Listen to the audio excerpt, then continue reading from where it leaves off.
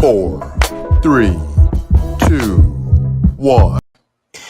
Hello. Thank you once again for tuning in for LifeStruction with Eric. I'm your host, Eric. Happy Easter to you guys. Hello, LifeStruction family. Missed you guys over the past couple of Sundays. I have been in the friendly highways and byways of the sky, but I am glad to be on with you guys this good Resurrection Sunday. I'm called co-host. I plan to be with you guys even more with Eric. I'm Contessa. I am looking forward to this Sunday as Eric shares with you guys his story of triumph and victory and how in a literally he put to death some of the things of his life and he resurrected himself. So it's so befitting that this is what we're talking about today on this fine Resurrection Sunday. I look forward to each of you gathering just even more insight on who Eric is, the things that he has went through and triumphed over. So looking forward to all your questions or just maybe even stories of the things that you've overcome as well. Awesome. Yeah. So as usual, be sure to share. Please click share on the broadcast. Share it out with everyone that is on your page. It would be greatly appreciated if you click that share button. Hope everybody is enjoying their Easter Sunday thus far. Pretty much everybody went to church and ate real good. And I'm just going to try to share with you guys just a little bit of my story. All right. So I'm going to put this picture on the screen. Put that picture right there. Can you see that, Contessa? Yeah, I can see it. Okay. So this picture is of me 20 years ago. And I keep it as a reminder. You know, as you can see, I don't resemble this person at all today. I was smiling yet broken, smiling but battling a stronghold, smiling but I was truly lost. I had totally come to the point that I couldn't stand to look at myself in the mirror. I was supposed to be a husband, a father, a son, a brother, a respectable human being, but I had basically lost my full identity. Let me take this off of here. I just want you guys to see that so you can see Eric that didn't look so well. I may not be the best looking guy now, but I mean, then I was totally tore up. But yeah, I just want to share that with you guys. From that moment at a young age, you know, I allowed peer pressure to pull me in. Quickly became acquainted with the stronghold of people pleasing. And after that, seemed like every new level came a more powerful devil. Before I knew it, I was at a time and place in my life that I would hear people say, I don't know what Eric has done with his life. He just looks a mess. And it wasn't enough for me to stop and realize that my life needed a full renovation. I basically tried to dress up the outside. You know how you clean your car up real good, but you got stuff thrown everywhere on the inside. It's real junky. That was me. You know, that was me. I never dealt with my inner demons. You know, my flesh just basically allowed me to continue to hoard all of my life issues on the inside. And this led me to get lost out in the wilderness. And when I say get lost out in the wilderness, I mean, I got lost out in the wilderness. You know, at one point, I thought I was Tarzan, king of the jungle, swinging on the vines, chasing my flesh. But what I didn't realize was I was going deeper and deeper into the wilderness, but further and further away from Christ. Now I'm out in the wilderness and I realize I'm lost. I'm disgusted at the person I have become. And still, my pride won't let me scream out for help. And if you ever seen a movie of someone that's lost in the forest, that was me. I knew it was a way out, But instead of me sending up a smoke signal asking for help, I continued to wander. But at the same time, if you know anything about the wilderness, you can run, but you can't hide. So that storm season comes, because the wilderness, the forest, it experienced deep tropical storms. And with that severe weather, it brought divorce, homelessness, being unemployed, bad credit, and a habit that I couldn't afford.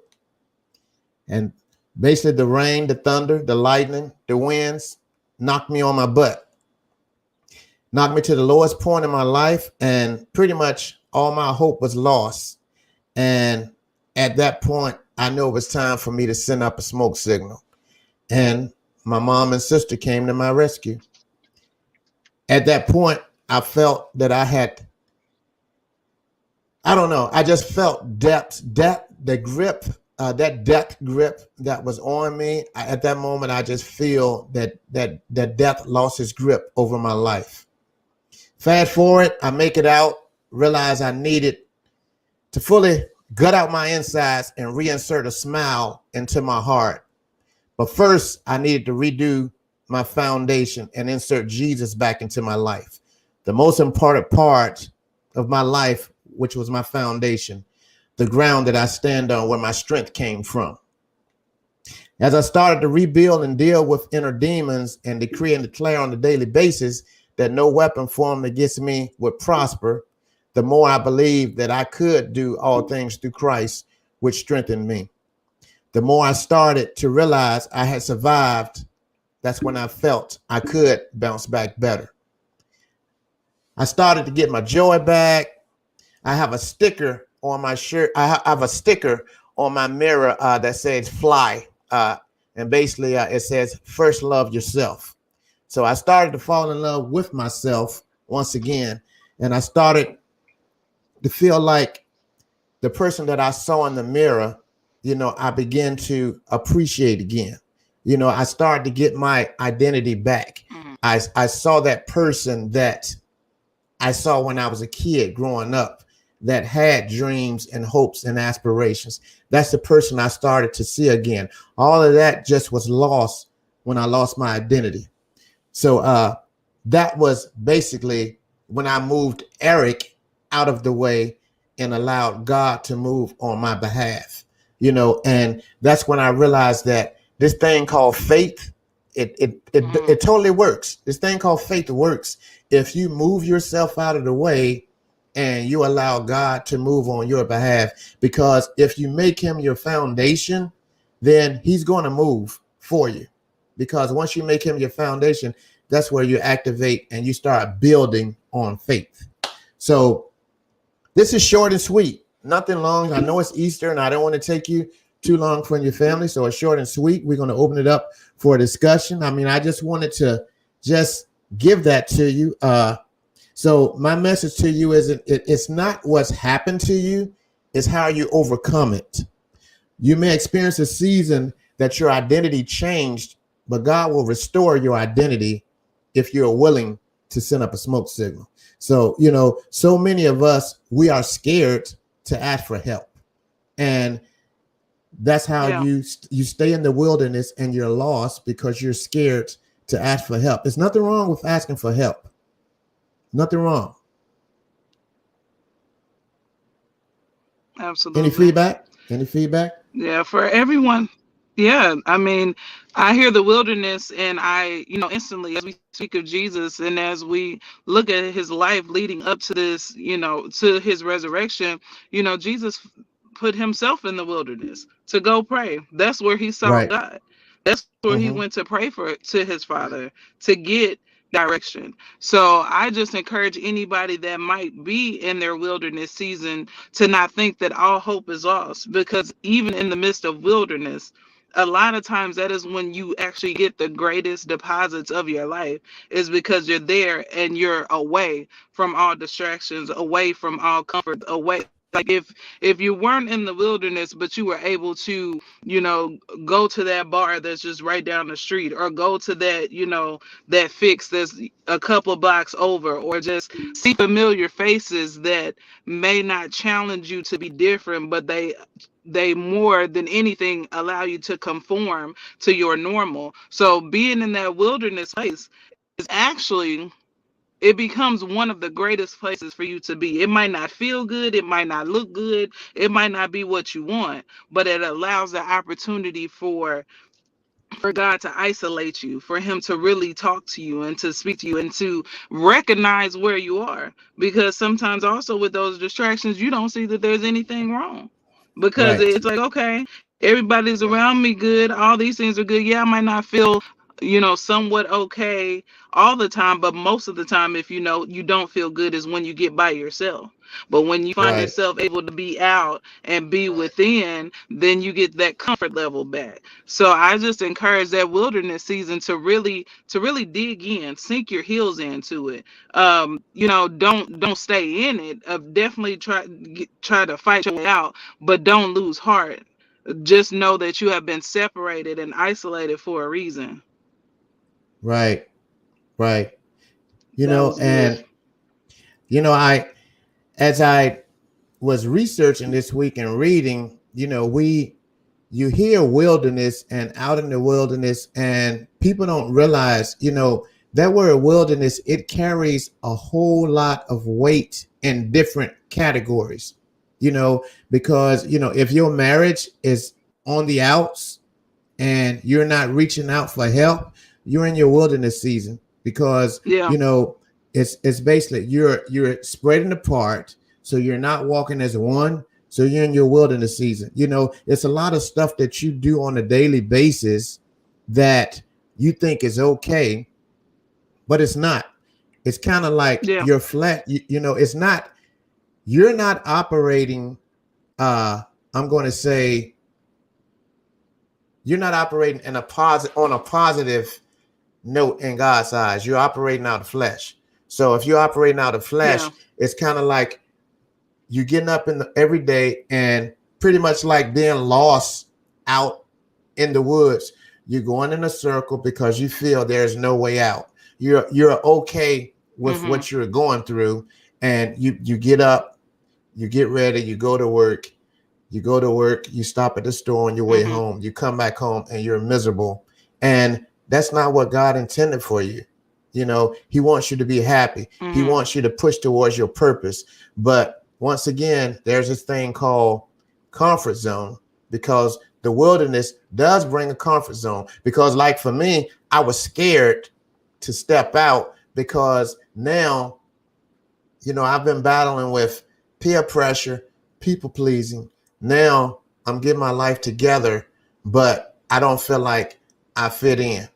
So I'm going to stay over here because I don't think Yeah. I fit Yeah. in this place. So I'm staying in what I call my comfort zone, because I don't think that my Mm-hmm. conversation is on the level that I can speak with these people over here, because, they're using big words.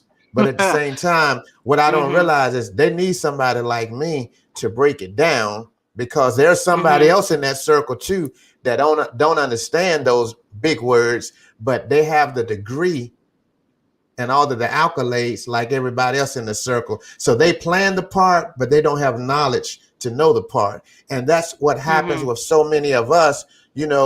We play the part, but we fail to gain the knowledge to figure out, how can I do this? How can I get out of this? Yeah. Yeah. Most definitely. And then that fear of just being alone, isolation, because when we are isolated, that's when God can really deal with us the most. And a lot of people don't want to deal with themselves.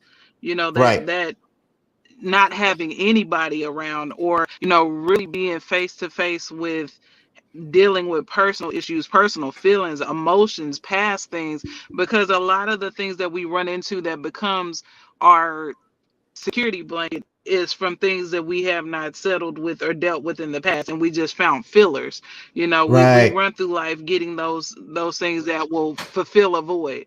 Oh, Mm-hmm. if I do this, then it won't allow me to think about this, or if I have this going on, then I can focus in on this. So isolation is one of the biggest things that we run from, because it causes us to have to deal. Right. Being in Right. solidarity, that's it's like in prison. But some people do it on purpose so they can be by themselves, because they Right. don't they don't want to deal. But then for others, being in isolation is, that's something they can handle. They say, oh, we're pretty sure they won't make it out of isolation because they can't handle just it being them in the four walls, or them in their thoughts, or them in their past, just going Right. through that is one of the hardest things that many have to go through, and just working on being open to understand, this is where I was, it might even still be where I am, but this is where Mm-hmm. I'm trying to go. Right. Right.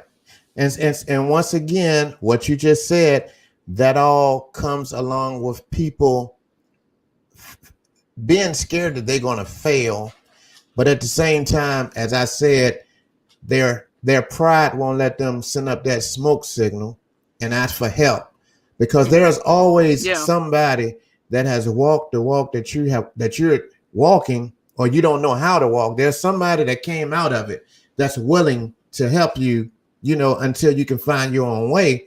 But you're going to remain stuck if you don't step out and ask for help. And I don't care what it is. If you've been trying to lose weight forever, but you just, every time you step on that scale, it's going 2 pounds up instead of 2 pounds down. And you keep saying, I'm starting tomorrow.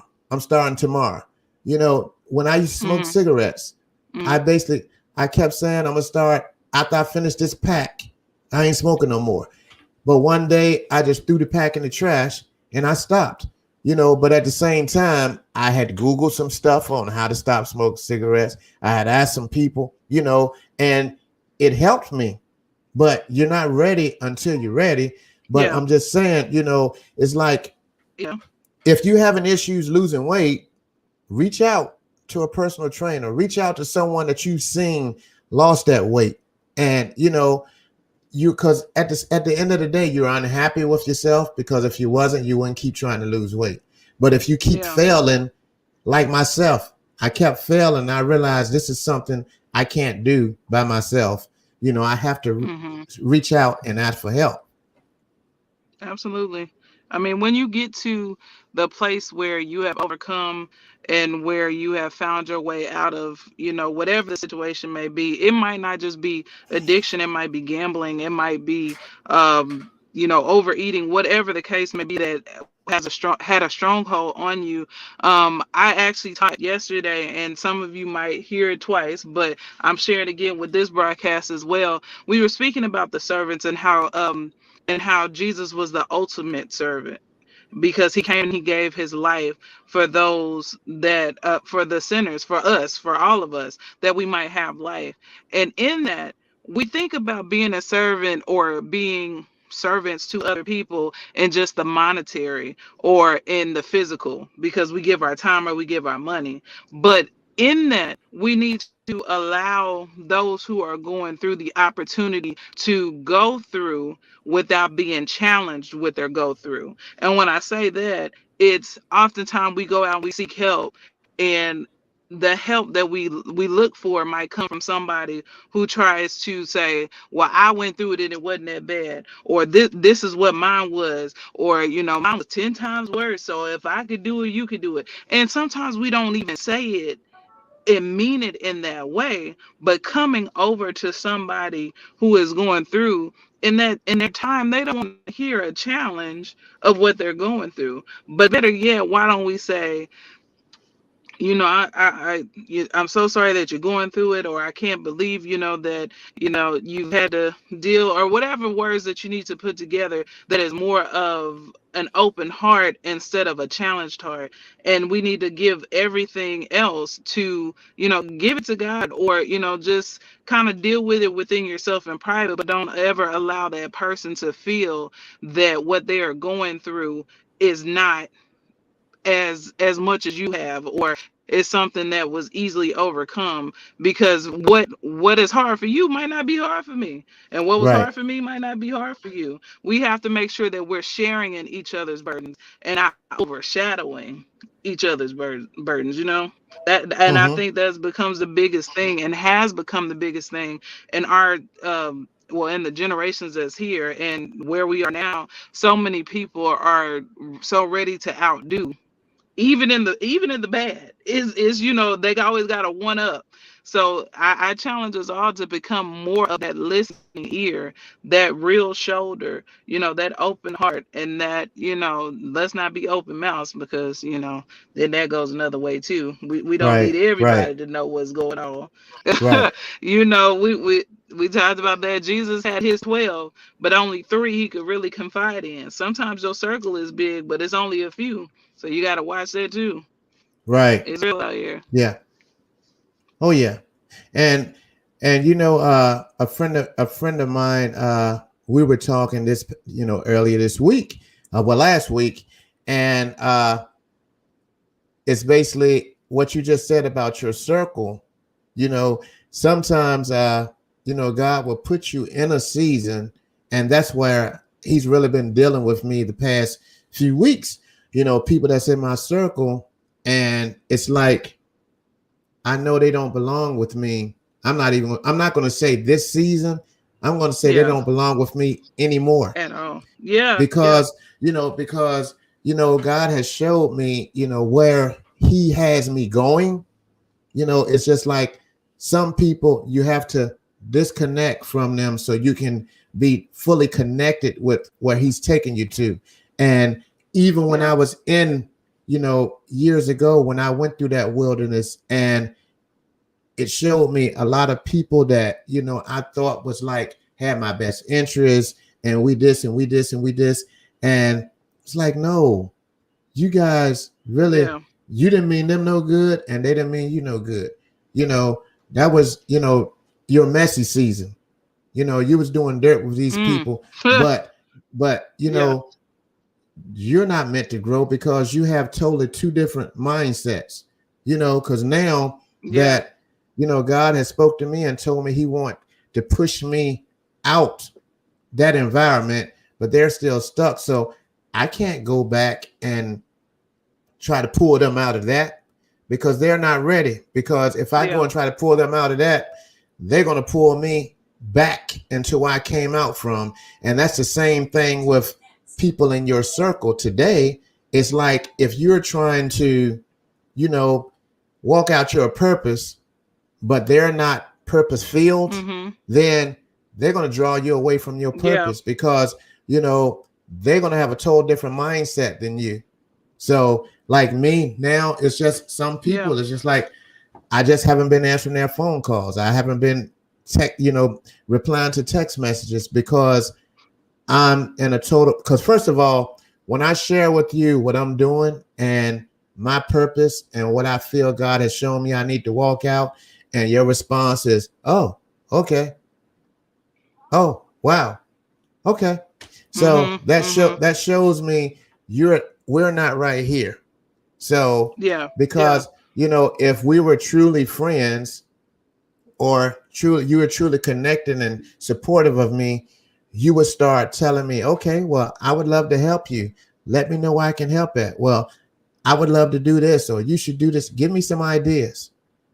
So, mm-hmm, mm-hmm, if yeah, if you if you have that hearing, if you have this the spirit that you can hear God speak to you, and you have the spirit where you can see people for who they really are, it will really, and trust me, sometimes it hurts, but you will start to see yourself yeah, break off from some people, and it has mm-hmm, to be done.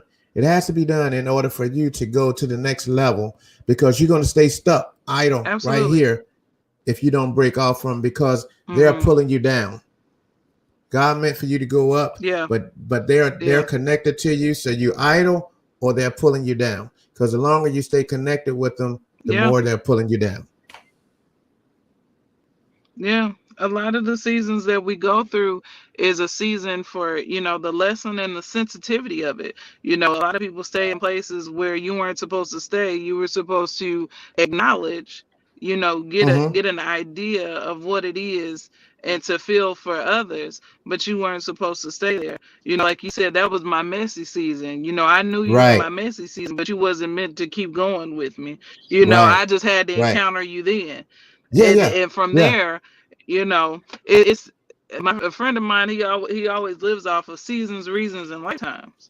Mm-hmm. It was Mm-hmm. a season for a reason, and then there are some that will be connected to you for the lifetime. But you do have to have what you were describing is that discerning spirit of who is who, and when to be okay to let who go.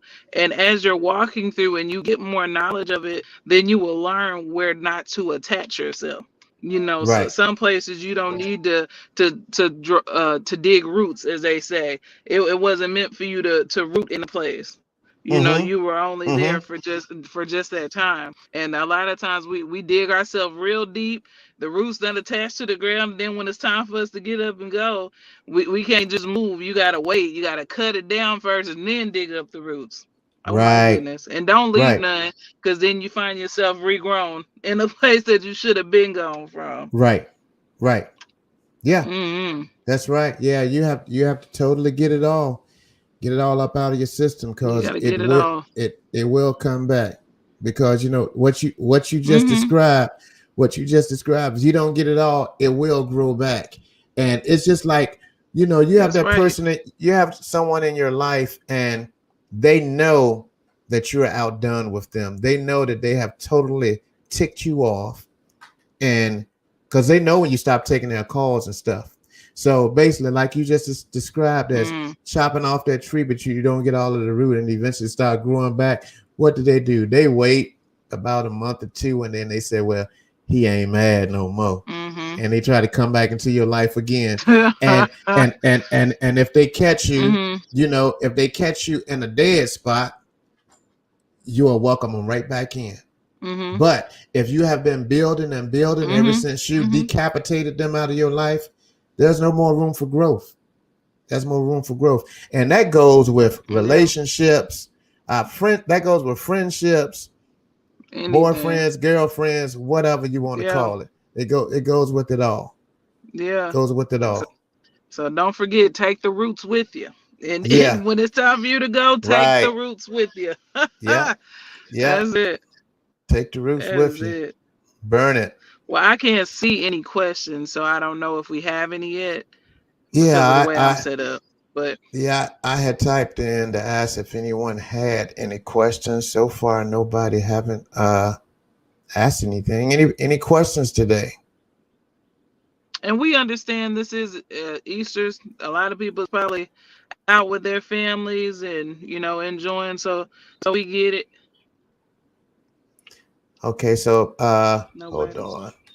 Miss Beverly said, when I was going through my wilderness season, I was asking God to help me out of my storm. I wasn't getting any results because I was straddling the fence. When things were good, I stopped praying about the situation. Then when things were bad, I got so snooty, snotting back to God, please help me. So God had to show me. Wow. Yeah. Mm. Mhm. Yeah. Mhm. And that's it. Well, that's pretty much what I just said, what we were just talking about. We don't get any results.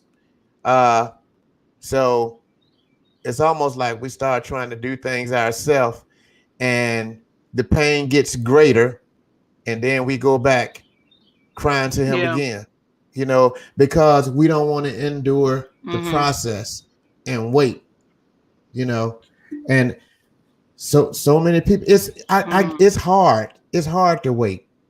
It's real hard to wait, but we know it's part of the process. It's part of the process. Absolutely. Absolutely. Jesus himself, as he was on the cross, he asked, Father, if this cup can pass from me, please let it pass. he was ready for it to be over as well. So that is just a point that we all get in life. You know, we Mm-hmm. just really, even in our addictions that brought us great joy, it comes, you know, you get to points at times that you're just like, okay, I'm ready for this to be over. You know, I need for this to go away from me. I don't want to crave certain things anymore. I don't want to do certain things anymore. It's not something that I even enjoy. A lot of the times in those addictions, you stop enjoying them way before you stop them. It's just Right. because it's become a part of you that is just something that it's like, okay, in order for me to function in what I know life to be, this is what I have to do. Mm-hmm. It's not that I Mm-hmm. get enjoyment from it. I just have to do it because it's now routine. You know, this is Right. now how I function. I don't know Mm-hmm. how to do day-to-day life outside of this. Right. Yeah. So it's not until we see life or take up on the challenge of change, just changing that routine, doing one thing different every day to change it up. You know, you can't just, a lot of people like to jump right in and say, okay, starting, you know, this day I'm going to do a full change and I'm going to do it all. I'm going to eat right, I'm going to exercise, I'm going to do, and many times we fall out of it very quickly because we want to just jump right into the change instead of Right. pacing ourselves into the change. Just take Mm-hmm. one thing a day and make sure that you're doing it different. Yeah. A daily Yeah. change. Yeah. But That's it. as my spiel of the day, it may not be you, but I'm sure everyone that's watching right now has somebody that they're connected to that has lost their full identity. And Yeah. just my push for you is sometimes we can see that they've lost their full identity, but they're looking everywhere but in the mirror. You know, Mm-hmm. they feel it because you feel it in here first. Because I'm telling you, you feel empty, but at the same time, Mm-hmm. some days you feel like you're carrying the whole world on your shoulder. So basically, Yeah. because of that feeling, that day-to-day feeling, not knowing if you're going to feel empty or you're going to feel just heavy, you go and do what you know best, and that's stay in your comfort zone and medicate yourself or Yeah. gamble yourself till you lose Mm-hmm. all your money or eat yourself to death or Mm-hmm. just stay in a state of depression, or just low Mm-hmm. self-esteem. You just feel like that's okay, but you're doing everything but looking in the mirror. So like I said earlier, people looked at me and said, I don't know what Eric has done to his life. I would hear it, but until I looked in the mirror and realized that my whole identity had been stolen and I didn't realize who I Yeah. had become. When that happened and I laid my lowest point in life and I laid back on my back and I realized that I had to change, that's when I sent up the smoke signal and asked for help. So my words to you is they may not be ready, and basically if they're not ready, it's Yeah. nothing you can do. But the moment that they look in the mirror and they realize that they don't realize that person they've become anymore, Mm-hmm. they'll change. They'll Yeah. change Yeah. because it's basically you're going to change or you're going to die that way. And my Yeah. thing is, I try to encourage people to see, long as you have a pulse, you can change.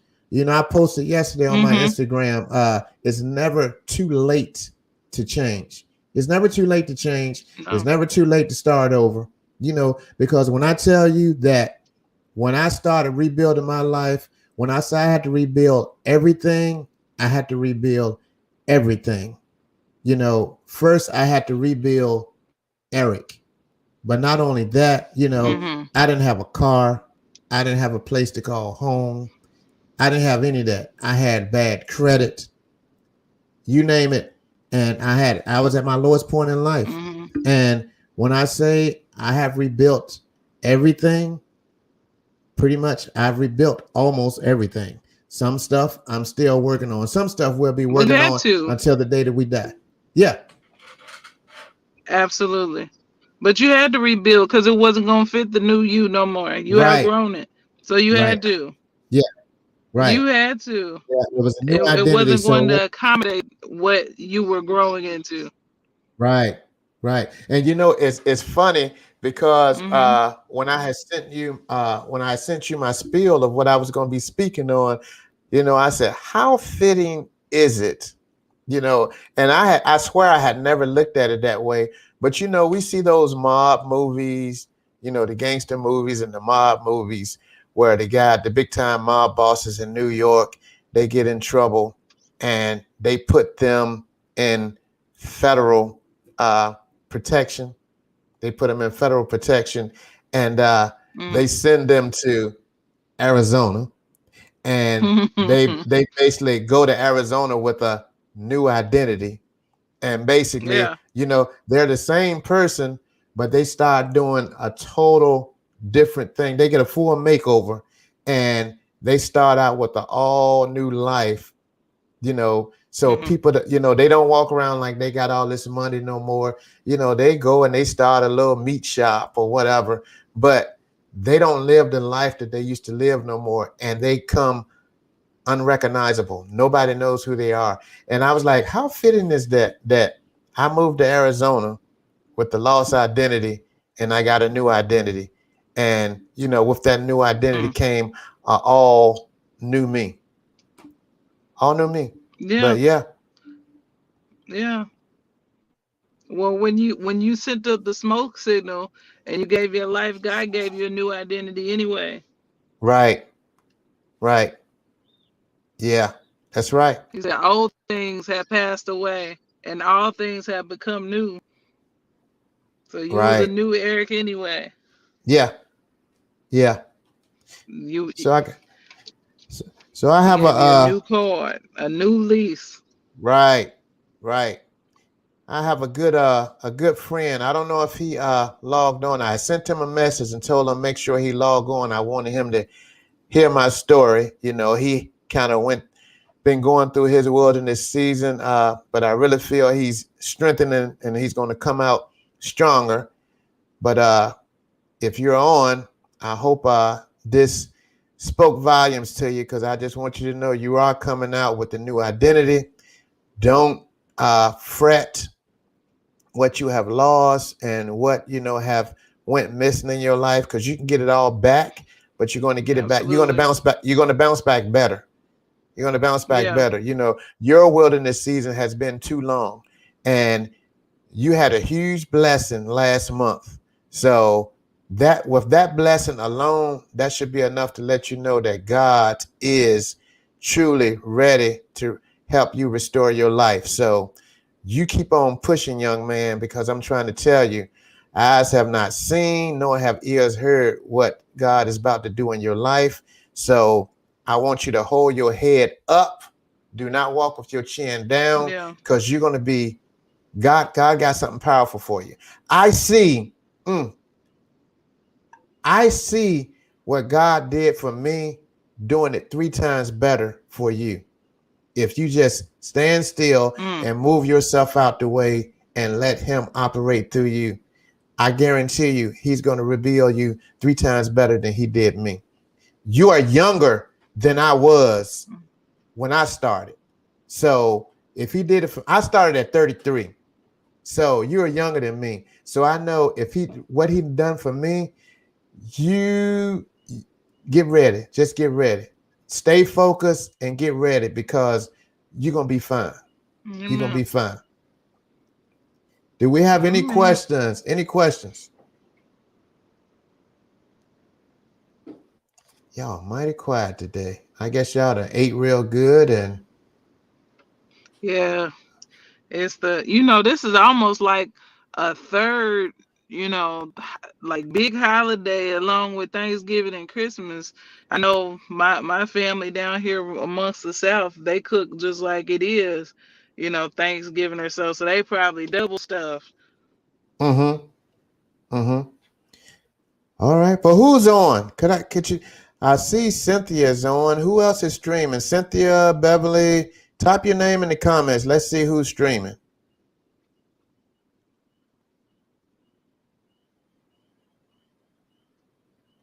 Dun, dun, dun.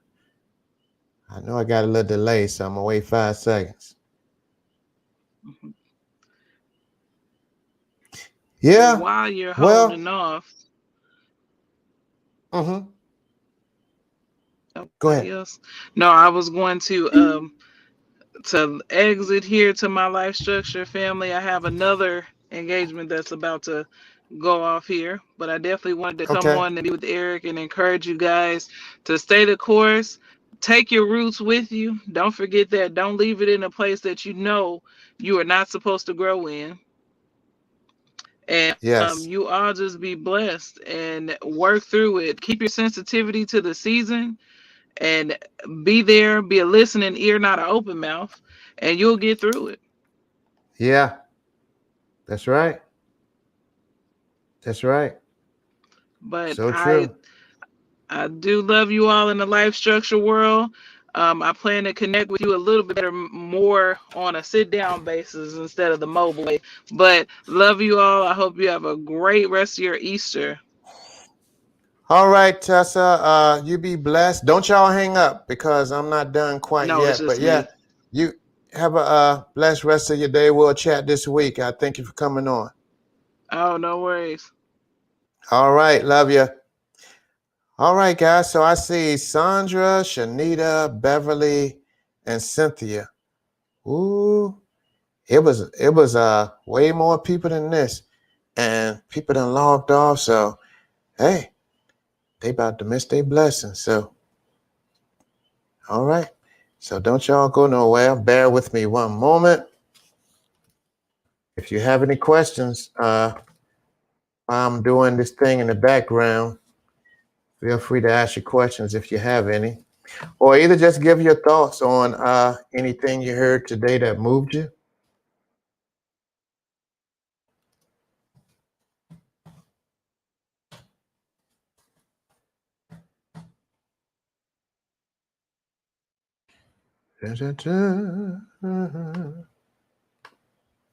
All right. So did nobody else type their name in there, right?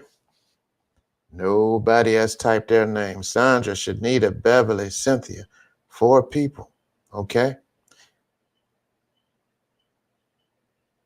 All right. So let's go to...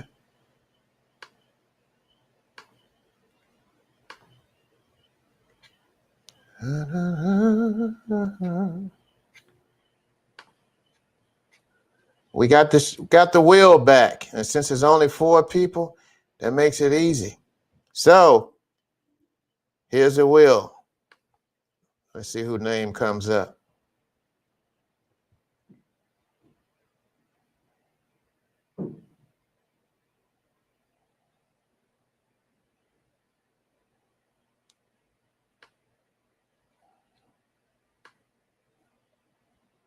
Wow.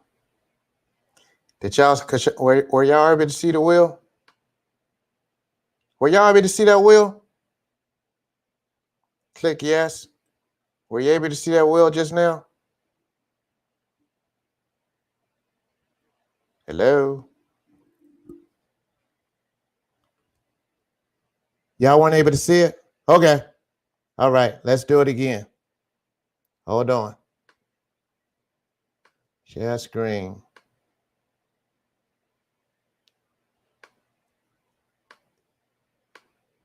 Share screen.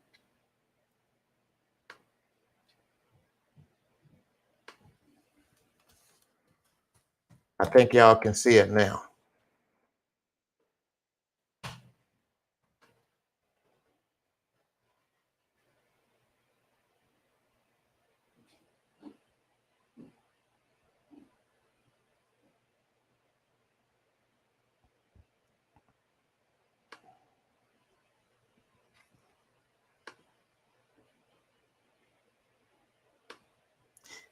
Y'all saw that, right? Did you, if not, I'm gonna see if y'all see who win. If y'all don't say nothing, I'm gonna keep it for myself.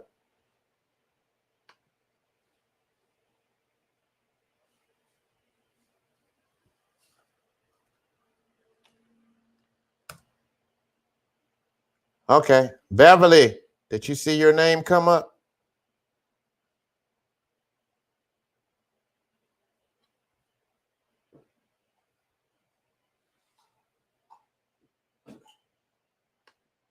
Okay, that was $100. $100 winner.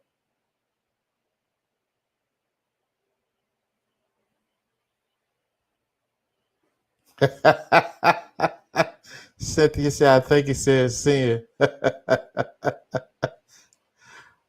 Okay. Beverly, inbox me your Cash App, and we're going to get that sent to you. If there's no more questions, thank you guys for chiming in. Have a beautiful rest of your Sunday. And we'll be back again next Sunday with another powerful discussion. You guys have a blessed Sunday.